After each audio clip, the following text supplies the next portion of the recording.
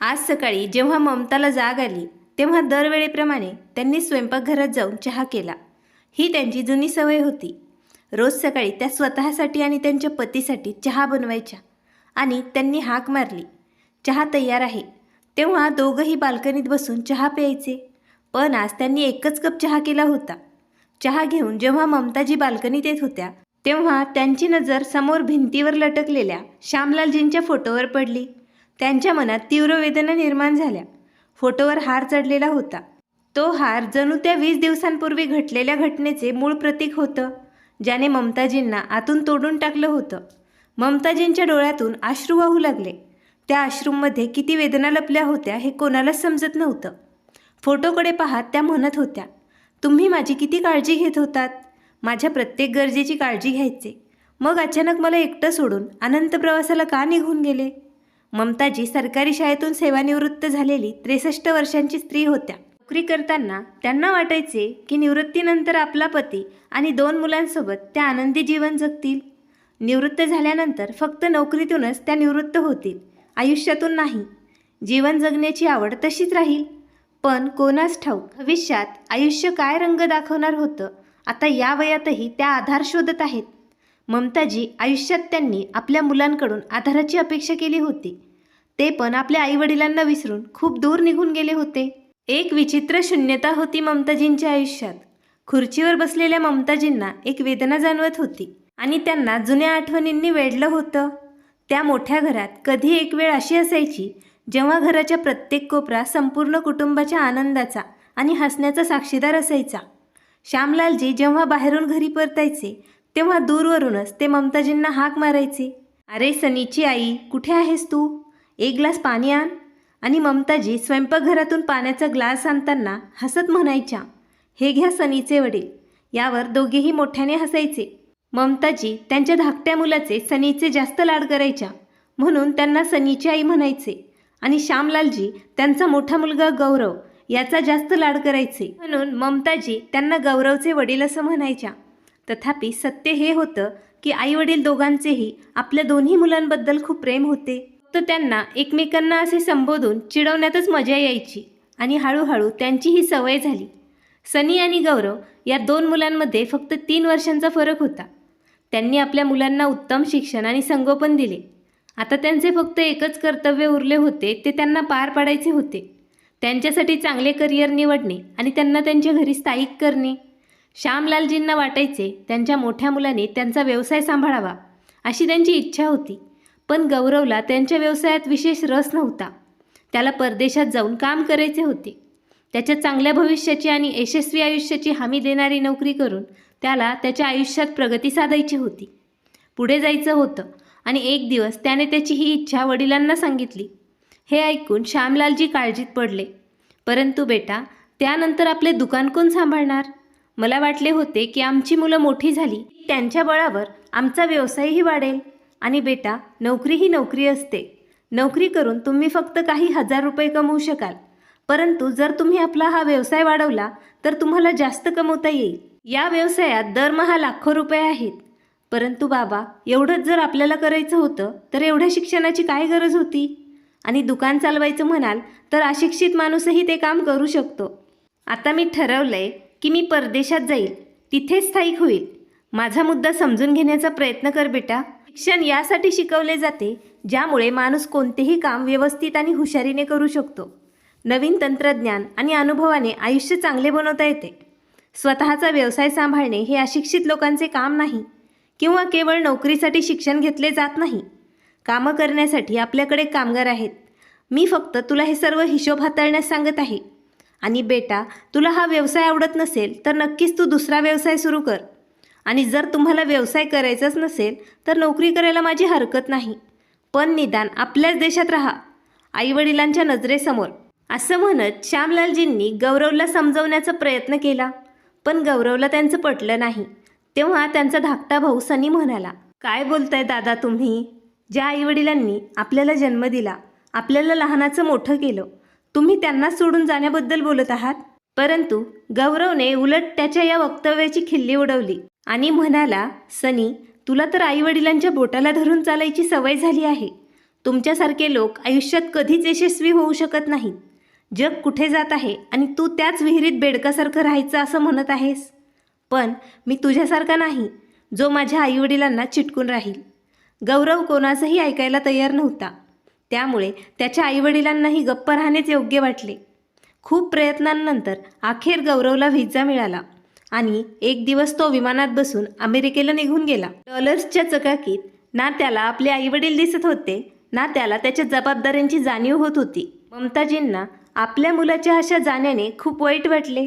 मग श्यामलालजी समजावत म्हणाले, काही हरकत नाही ममता, आजच्या नवीन पिढीला हे हवेच आहे. स्वतःच्या इच्छेप्रमाणे त्यांना जगायचे आहे. तेव्हा ममताजी म्हणाल्या, परंतु आईवडील आपल्या मुलांसाठी सर्व कर्तव्य पार पाडतात, मनापासून मेहनत करतात. आयुष्यातील प्रत्येक क्षण आपल्या मुलांच्या भविष्याचा विचार करतात. मुलं जन्मल्यापासून ते मोठे होईपर्यंत त्यांच्या प्रत्येक गरजेची आणि इच्छेची ते काळजी घेतात. मग का तीच मुलं त्यांच्या भविष्याचा आणि त्यांना हव्या त्या आयुष्याचा विचार करू शकत नाहीत? सांगताना ममताजींचा आवाज अश्रुपूर्ण झाला. तेव्हा श्यामलालजी म्हणाले, ममता तू काळजी करू नकोस. गौरवला हवे तसे जगू दे. आपला लहान मुलगा सनी आहे ना, तो लहानपणापासूनच लाजाळू स्वभावाचा आहे. त्याचा मोठा भाऊ गौरवच्या अगदी विरुद्ध. आत्तापर्यंत त्याला आईवडिलांची बोटं धरून चालायची सवय आहे. त्यांचा मोठा मुलगा गौरव गेल्यानंतर श्यामलालजींना आता त्यांच्या लहान मुलांकडून आशा होत्या.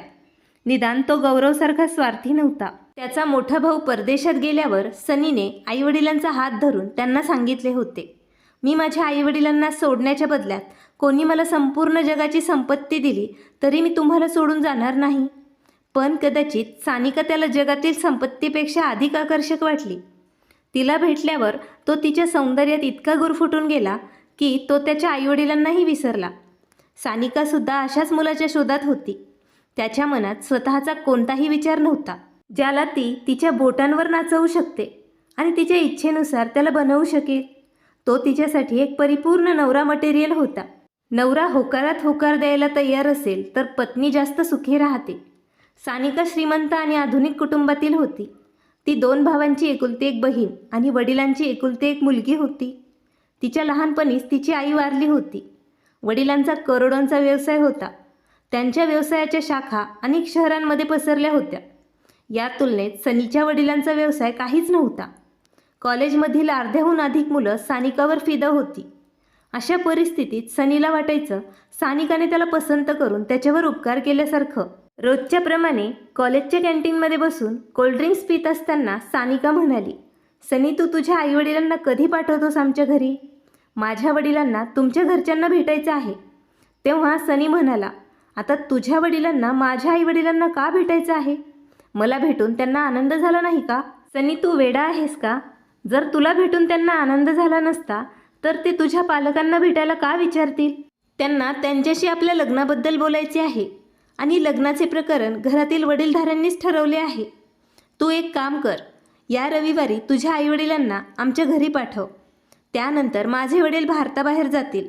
त्याआधी आपल्या लग्नाची तारीख निश्चित व्हावी अशी माझी इच्छा आहे.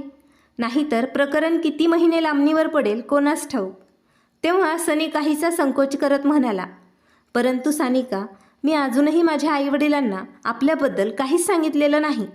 सानिका म्हणाली, अरे मग त्यांना माझ्याबद्दल सांग. मी कोणापेक्षा कमी आहे का, ज्यामुळे तू माझ्याबद्दल त्यांना सांगायलाही घाबरतोस? अरे सानिका, मी हे कधी बोललो? मला त्यांच्याशी बोलण्यात जरा संकोच वाटतो. मला आश्चर्य वाटतं मी स्वतःच्या लग्नाबद्दल त्यांना कसं बोलू म्हणून.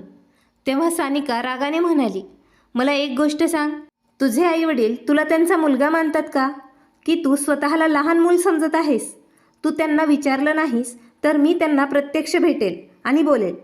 यावर सनी म्हणाला, अरे नाही नाही सानिका, तू असं अजिबात करू नकोस. नाहीतर माझे वडील विचार न करता या नात्याला नकार देतील. हे ऐकून सानिका आश्चर्याने म्हणाली, एवढ्या साध्या गोष्टीवर ते आपलं नातं का नाकारतील? तुझ्या घरातील मुलांना बोलण्याचा अधिकार नाही का? त्यांचे स्वतःचे काही मत किंवा इच्छा नसतात का? तिला कसं समजावं तेच आता सनीला समजत नव्हतं. तसं नाही सानिका, पण आमच्या कुटुंबात अशा मुलींना पसंत केलं जात नाही, ज्या भावी सासरच्या घरी जाऊन त्यांच्या स्वतःच्या लग्नाबद्दल बोलायला लागतात. लग्नाची चर्चा अत्यंत शिष्टाईने आणि रीतीने व्हायला हवी. ठीक आहे, म्हणजे तुमचे कुटुंब जुने विचार असलेले रूढीवादी आहे ना? नाही सानिका, ते इतके जुने नाहीत की ते त्यांच्या मुलाच्या आवडीनिवडीची काळजी घेत नाहीत. ते माझ्यावर खूप प्रेम करतात. हे बघ सनी, लग्नाआधी ही गोष्ट स्पष्ट झाली तर बरं होईल. अशा गुदमरलेल्या वातावरणात मी जगू शकत नाही. हे ऐकून सनी आश्चर्यचकित झाला. त्याला सानिकाला कोणत्याही किमतीत गमवायचं नव्हतं. सानिका, गुदमरलेल्या वातावरणाचा अर्थ काय आहे? तुला माहीत आहे सनी, मी खूप स्वतंत्र विचाराची आधुनिक मुलगी आहे. माझ्या वडिलांचेही आधुनिक विचार आहेत. त्यांनी माझ्यावर कधीच कसले बंधनं लादली नाहीत. माझा भाऊसुद्धा स्वतःच्या इच्छेचा धनी आहे. एवढंच नाही, माझे वडीलही क्लबमध्ये जातात आणि त्यांच्या मित्रांसोबत मद्यपान करतात. आणि तू पण मला ओळखत आहेस ना, मी तिथे कधीच राहू शकणार नाही. हे तू काय म्हणतेस सानिका? तुला माहीत आहे मी तुझ्याशिवाय राहू शकत नाही. आणि तू लग्नाला नकार देत आहेस? नाही सनी, मी तुझ्याशी लग्न करण्यास नकार देत नाही, पण तुझ्या आईवडिलांसोबत राहण्यास मी नकार देत आहे. मला म्हणायचे की तू लग्नानंतर आमच्यासोबत राहायला यावं. सनी काळजीत पडला आणि म्हणाला, नाही सानिका, मी माझ्या आईवडिलांना कसं सोडणार? सनी, तू असं बोलत आहेस जसं तुझे आईवडील लहान मुलं आहेत जे तुझ्याशिवाय जगूच शकत नाहीत. जेव्हा तुझा मोठा भाऊ त्यांना सोडून जाऊ शकतो, तेव्हा तुझ्या जाण्याने कोणते आभाळ कोसळेल? असो, माझ्या पप्पांनी ठरवलंय की त्यांच्या अमेरिकन कंपनीची शाखा तुझ्याकडे सोपवायची आहे. नंतर आपण तिथे शिफ्ट होऊ. परंतु सानिका, माझ्या आईवडिलांबद्दल माझी जबाबदारी आहे. मी परदेशात गेलो तर बिचारे एकटे पडतील. अरे, ते एकटे का पडतील? त्यांचे इथे नातेवाईक नाहीत का? ते सर्वांना भेटत राहतील. असो, मुलं मोठी झाल्यावर पालकांनी त्यांना पल्लूला बांधून ठेवू नये. त्यांना त्यांच्या इच्छेप्रमाणे जगू द्यायला हवे. सानिकाने तिच्या बोलण्याने सनीला विश्वासात घेतले. आता सनीलाही वाटू लागलं की सानिका जे काही बोलत आहे त्यात काहीच चुकीचं नाही आहे. रात्री जेव्हा सनी घरी पोचला तेव्हा त्याने हिंमत एकवटली आणि त्याच्या आईवडिलांना सानिकाबद्दल सांगितले. आणि सोबतच इतर सर्व गोष्टी सनीच्या तोंडून ऐकून श्यामलालजींनाही असे वाटले की त्यांना त्यांच्या मुलाकडून ही अपेक्षा नव्हती. त्यांचा धाकटा मुलगा असं काही करेल याची त्यांना खात्री नव्हती. वडील थकलेल्या आवाजात म्हणाले, तुला काय हवंय सनी बेटा?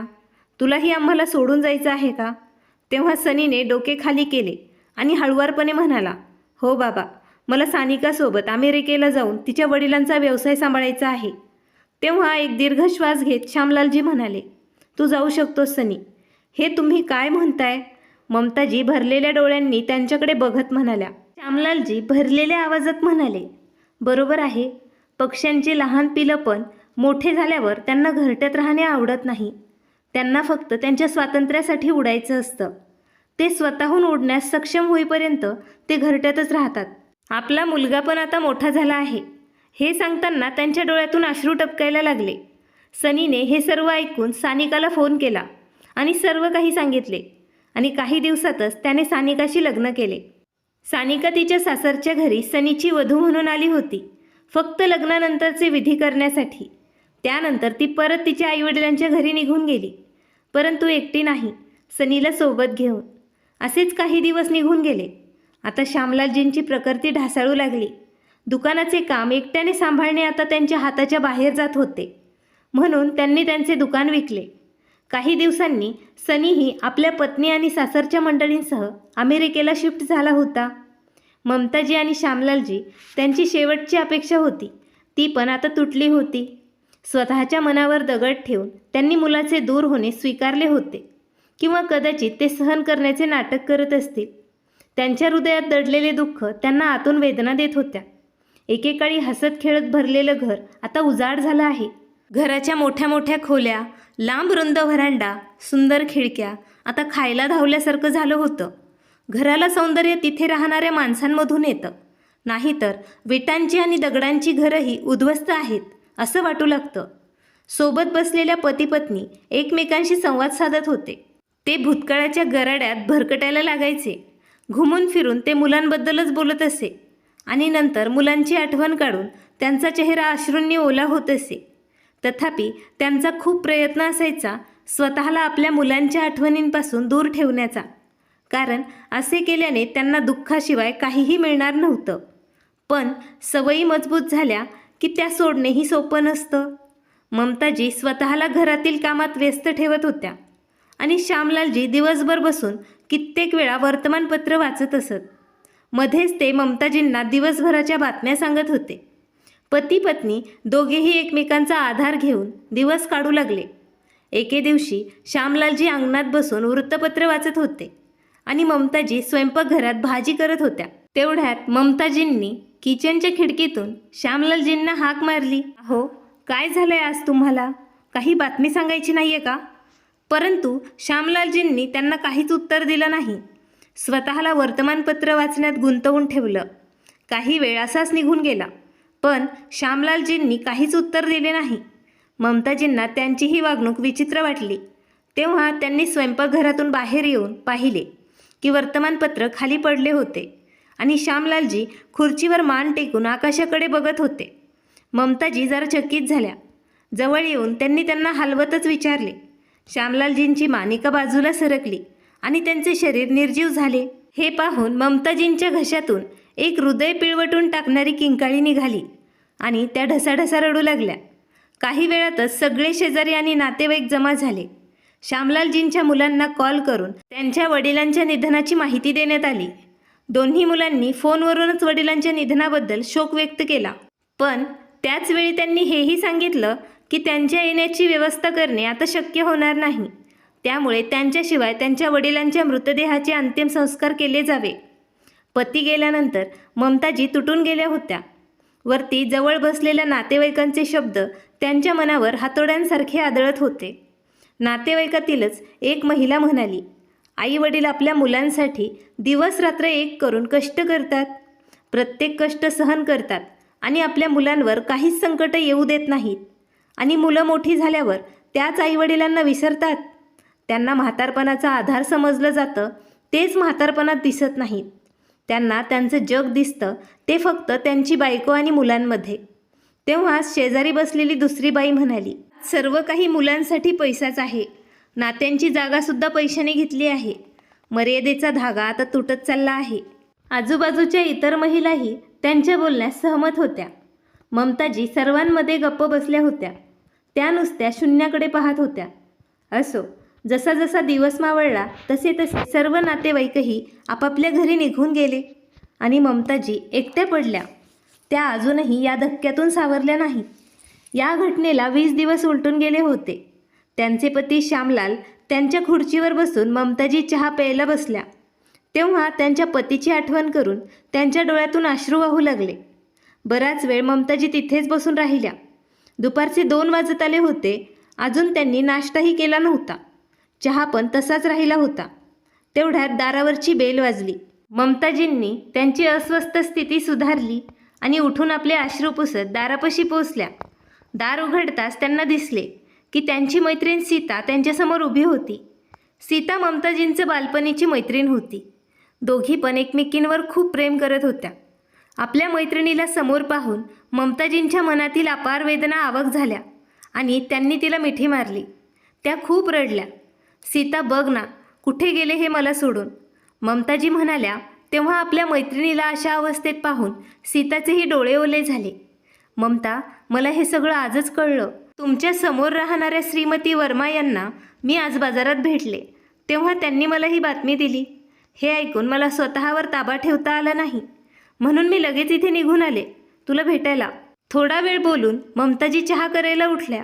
तेव्हा अचानक अशक्तपणामुळे त्या खाली पडत होत्या. सीताजींनी त्यांना पटकन हाताने पकडले. "ममता, तुझी तब्येत ठीक नाही, मी डॉक्टरांना बोलवते." सीताजींनी विचारल्यावर ममताजी म्हणाल्या, "नको सीता, माझ्या तब्येतीला काही झालं नाही. ते मी वेळेवर जेवण करत नव्हते, म्हणून कदाचित अशक्तपणामुळे." "तू अजून उपाशी आहेस का?" सीताजी पटकन स्वयंपाकघरात गेल्या आणि त्यांच्या मैत्रिणीसाठी त्यांनी जेवण बनवलं. तेव्हा सीताजी म्हणाल्या, "ममता, हे बघ, आता अश्रू ढाळून काही होणार नाही. तू धीर धर. तुझी अशी अवस्था पाहून तुझ्या पतीलाही शांती मिळणार नाही." तेव्हा ममताजी म्हणाल्या, "मी कसं धीर धरू सीता? दोन्ही मुलं मला सोडून परदेशात निघून गेली आणि आता माझे पती पण मला सोडून गेले. वयाच्या या टप्प्यावर येताना एवढ्या मोठ्या सुनसान घरात प्रत्येक क्षण शतकानुशतके निघून जात आहेत असं मला वाटत आहे. असं जगणंसुद्धा आयुष्य आहे का? आता मला तर श्वास घेणेही कठीण झाले आहे." हे सांगताना ममताजी पुन्हा रडायला लागल्या. सीताजी म्हणाल्या, "ममता, संकल्पनेत ताकद असेल तर अडचणीही सोप्या होतात. अपेक्षा सोड आणि स्वतःच्या बळावर जग. भूतकाळ आणि भविष्याचा विचार माणसाला ओझं बनवतो. म्हणून फक्त वर्तमानाचा सदुपयोग कर आणि सर्व काळजी देवावर सोड. आता माझ्याकडेच बघ. 15 वर्षापूर्वी पती देवाजवळ गेले होते. नोकरी करून खूप कठीण परिस्थितीमध्ये आपल्या एकुलते एक मुलाला मी कष्टाने वाढवले. मोठ्या थाटामाटात त्याचे लग्न केले. मला वाटलं आयुष्यभर माझ्या डोक्यावर कामाचं ओझं होतं. आता मला थोडा आराम मिळेल. माझ्या घराच्या अंगणाची शोभा वाढेल. घरी आरामात बसून मी नातवंडांना खाऊ घालेन. त्यांना चांगले संस्कार देईन. पण सर्व आशा क्षणात नष्ट झाल्या जेव्हा माझी सून स्पष्टपणे म्हणाली की ती माझ्यासोबत राहू शकत नाही आणि तिच्या विनंतीवरून माझ्या मुलाने वेगळे राहण्याचा निर्णय घेतला. आता स्वतःचे वेगळे घर बांधल्यानंतर माझा एकुलता एक मुलगा मला एकटं सोडून निघून गेला. पण मी हिंमत गमावली नाही आणि स्वतःला तुटूही दिले नाही. मी घरी राहून मुलांना ट्युशन देते. 4 पैसे कमवण्याबरोबरच माझा वेळही चांगला जातो आणि मनही गुंतून राहते. सीताचे बोलणे ऐकून ममताजींना तिचे धाडस खरोखरच खूप कौतुकास्पद वाटले. त्यांना बघून ममताजींना वाटत होते की माणसाचे वय नाही तर हिंमत महत्त्वाची आहे. ठीक आहे ममता, मी आता परत येईल तुला भेटायला, असे म्हणत सीताजी त्यांच्या घरी निघून गेल्या. त्यांच्या मैत्रिणीचे शब्द पुन्हा पुन्हा ममताजींचे मन दुखवू लागले. कितीतरी वेळ त्या याचाच विचार करत राहिल्या. दुसऱ्या दिवशी जेव्हा सूर्य उगवला तेव्हा ममताजी उठल्या. त्यांना दिसले की सूर्याची किरणं खिडक्यांमधून डोकावत आहेत. जणू काही ती त्यांच्यासोबत खेळायलाच आली होती. भूतकाळातील गोष्टी विसरून आज ममताजींनी आयुष्यात पुढे जायचे ठरवले होते. तिकडे सनी त्याच्या मेहुण्यासोबत वर्षानुवर्षे सासरचा व्यवसाय सांभाळत होता. तथापि सानिकाच्या भावांना त्यांच्या जिजूची उपस्थिती फारशी आवडत नव्हती. कारण ते आल्यानंतर त्यांचे महत्त्व थोडे कमी झाले होते आणि त्याशिवाय त्यांच्या व्यवसायातील वाटेकरी पण वाढला होता. मात्र वडिलांच्या भीतीमुळे ते त्याला काहीच म्हणू शकले नाही. त्याला बघून त्यांच्या मनात राग यायचा. हळूहळू वेळ निघून गेला. वर्षानुवर्षे त्यांच्या मेहुण्याच्या वागण्यात आलेला बदल सनीलाही जाणवत होता. पण सर्व काही माहीत असूनही तो अनभिज्ञ असल्याचा आव्हानत होता. तर सानिकाला परदेशात गेल्यावर पंख फुटल्यासारखे वाटत होते.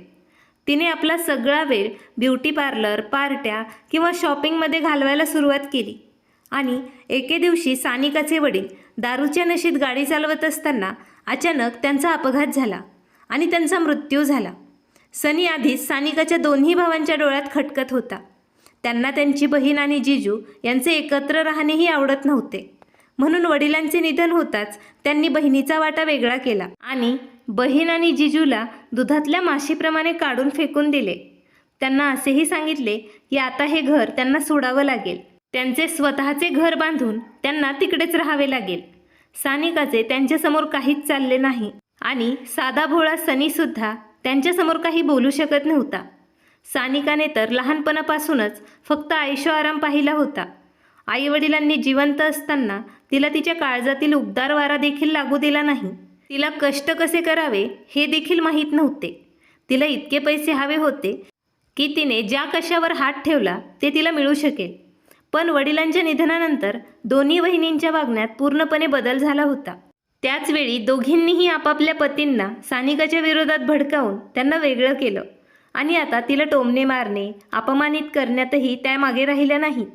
सानिकालाही आता त्यांच्यासोबत राहायचे नव्हते आणि लवकरात लवकर तिला स्वतःचे नवीन घर बांधून या घरातून बाहेर पडायचे होते.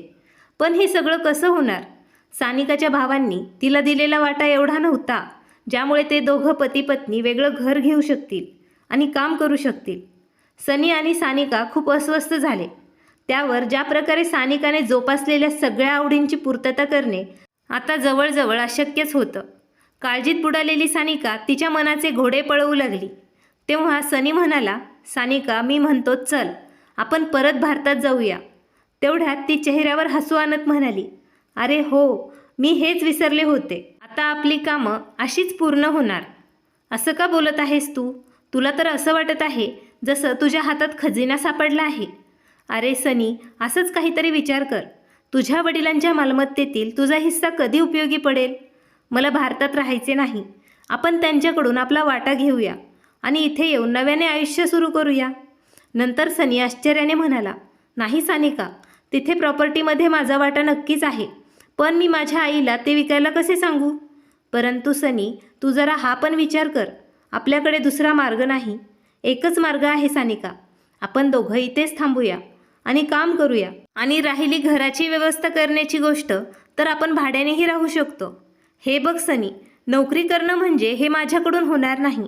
आणि फक्त तू नोकरी करून आपला खर्च भागणार नाही. जर तू डॉक्टर किंवा इंजिनियर असतास तर गोष्ट वेगळी असती.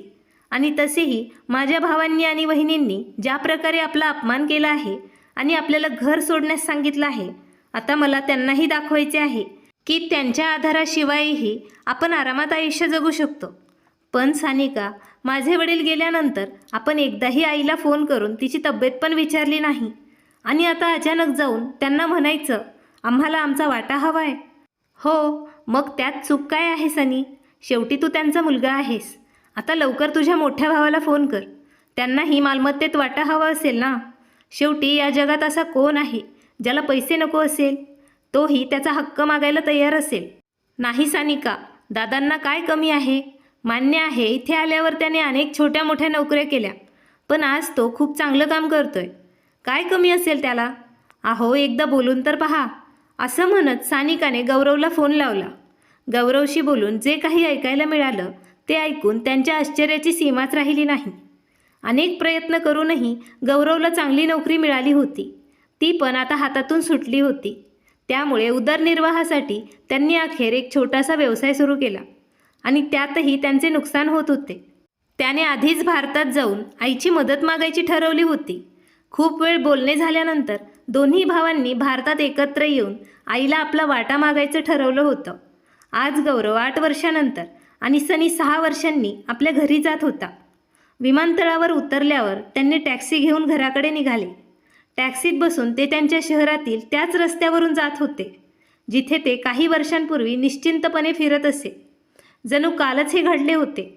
ते दिवस खूप शांततेत आणि आनंदात जात होते. कोणतीही चिंता नव्हती ना कोणती समस्या होती, कारण आई बाबा त्यांच्या सर्व अडचणी स्वतःवर घ्यायचे आणि त्यांच्यावर कोणतेही संकट येण्याआधी त्यांच्यासमोर भिंतीसारखे उभे राहायचे. जोपर्यंत ते त्यांच्यासोबत राहिले तोपर्यंत त्यांना कोणत्याही प्रकारची अडचण आली नाही. शेवटी सर्व त्रास आणि समस्या त्यांनी स्वतःसाठीच पसंत केली होती. प्रगती, समृद्धी आणि संपत्तीच्या लोभापायी ते कधीच त्यांच्या आईवडिलांना सोडून दूर निघून गेले होते. आज त्यांची टॅक्सी त्यांच्या घराच्या दाराबाहेर थांबली आणि ते घराचे दृश्य पाहून आश्चर्यचकित झाले. तिथे उत्सवाचे वातावरण होते. गौरव आणि सनी आश्चर्याने एकमेकांकडे बघत होते. नंतर त्यांची नजर समोर असलेल्या फलकाकडे गेली जिथे मोठ्या अक्षरात लिहिले होते, श्री श्यामलाल मेमोरियल स्कूल. खरे तर ममताजींनी त्यांचे घर दुरुस्त करून त्याला शाळेत बदलून दिले होते. आजच्या काळात जिथे शाळा हे शिक्षणाचे मंदिर न राहता केवळ व्यवसाय बनला आहे, तिथे ममताजींनी त्यांची मैत्रीण सीतासोबत एक अशी शाळा बांधली होती जिथे खूप कमी फी आकारली जात होती आणि त्यात गरीब लोकांसाठी मोफत शिक्षण दिले जात होते. त्याचसोबत एक वेळचे जेवण देखील दिले जात होते. काळाच्या ओघात जेव्हा समाजातील इतर लोक आणि संस्थांना हे कळले की त्या गोरगरिबांना शिक्षण देण्याचे काम करतात, तेव्हा तेही त्यांच्या मदतीसाठी पुढे आले आणि हळूहळू शाळा वाढत गेली. शाळेसाठी ट्रस्टचीही स्थापना पण करण्यात आली आणि शाळा सुरू झाल्यानंतर 2 वर्षांनी लगतची इमारत विकत घेऊन ती शाळेमध्ये समाविष्ट करण्यात आली. आज त्यांच्या शाळेचा वार्षिक सोहळा होता जिथे प्रमुख पाहुणे म्हणून महानगरचे महापौर उपस्थित होते.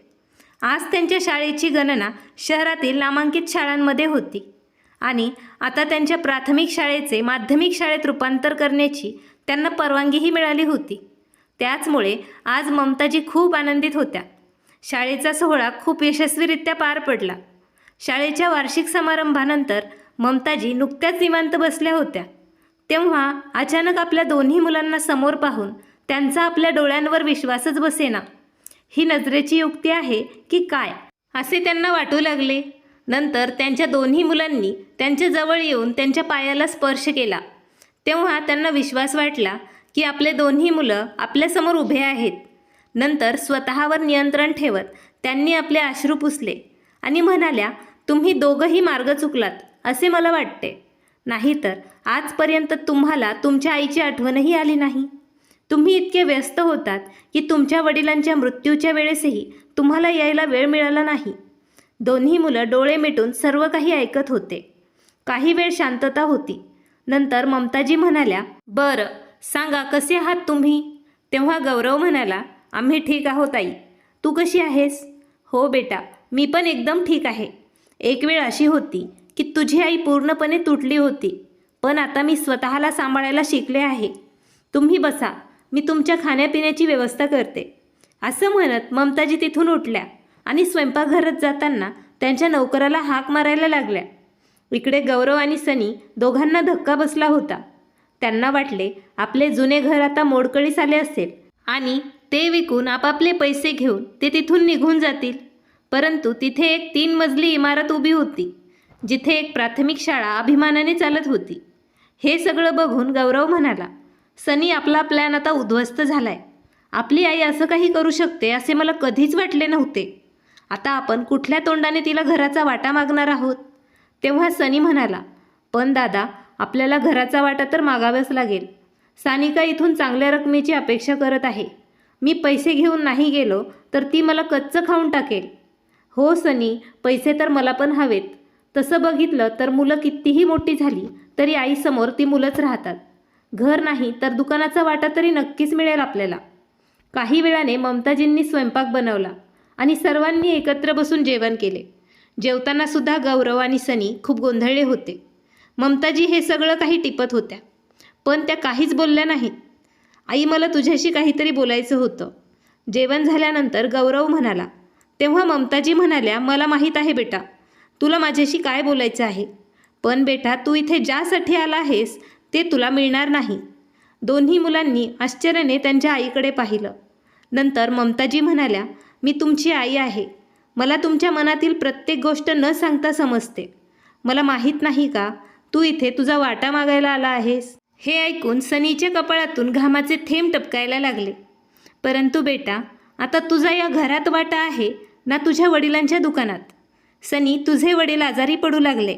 त्याचवेळी आम्ही दुकान विकले होते, कारण त्यांच्या उपचारासाठी आम्हाला पैशाची गरज होती आणि जे काही पैसे शिल्लक होते त्यात मी हे घर दुरुस्त करून घेतले आणि माझी स्वतःची शाळा उघडली. आणि आता ही इमारत मी शाळेच्या ट्रस्टला हस्तांतरित केली आहे, जेणेकरून मी या जगातून गेल्यावरही शाळा अशीच चालू राहील. गौरवने रागाने विचारले, आई, पण तुला काय गरज होती हे सर्व करायची? तेव्हा ममताजी म्हणाल्या, बेटा, माझ्या आयुष्यात पैसा कालही महत्त्वाचा नव्हता आणि आजही महत्त्वाचा नाही. आपल्या मुलांच्या अस्तित्वाने आपलं घर उजळून निघावं हीच माझी इच्छा होती. ज्यांच्यासाठी एवढं मोठं घर बांधलं ते आता परदेशात जाऊन स्थायिक झाले आहेत. त्यात तुझे वडील गेल्यानंतर मला एकटेपणाचा फटका सहन करणे खूप कठीण झाले होते. रिकामे घर मला खायला धावायचे. तेव्हा मी विचार केला की लोकांना मदत करून पुण्य कमवू नये, समाजसेवाही होईल आणि आयुष्याला अर्थही मिळेल. आणि बघ, मी एक पाऊल पुढे टाकलं तेव्हा देवानेही मला साथ दिली. आजकाल वेळ कसा निघून जातो हे मला कळतच नाही. माझ्या आजूबाजूलाही एकटेपणा दुखावत नाही. आणि तसेही बेटा, मी तुझ्याकडूनच हे शिकले आहे की मुलं मोठी झाल्यावर त्यांना त्यांचे आयुष्य जगू द्यावं, आपल्या पल्लूला त्यांना बांधून ठेवू नये. मी फक्त तुझे शब्द पाळले. मॅडम, कोणीतरी आला आहे तुम्हाला भेटायला. शिपायाने येऊन निरोप दिला. तेव्हा ममताजी म्हणाल्या, ठीक आहे, त्यांना ऑफिसमध्ये बसायला सांगा, मी येते. ठीक आहे बेटा, आता मला काही काम आलं आहे, मी ते लवकरच पूर्ण करून आले. तोपर्यंत तुम्ही आराम करा. असं म्हणत ममताजी तिथून निघून गेल्या. आईचे उत्तर ऐकून गौरव आणि सनीचे मन दुःखी झाले. दुसऱ्याच दिवशी दोघेही बारीक तोंड करून अमेरिकेला परतले. मित्रांनो, तुम्हाला ही कथा कशी वाटली ते तुम्ही आम्हाला कमेंटमध्ये कळवा. कथा आवडल्यास नक्की लाईक करा, शेअर करा आणि नवीन असाल तर चॅनल सबस्क्राईब करा. धन्यवाद.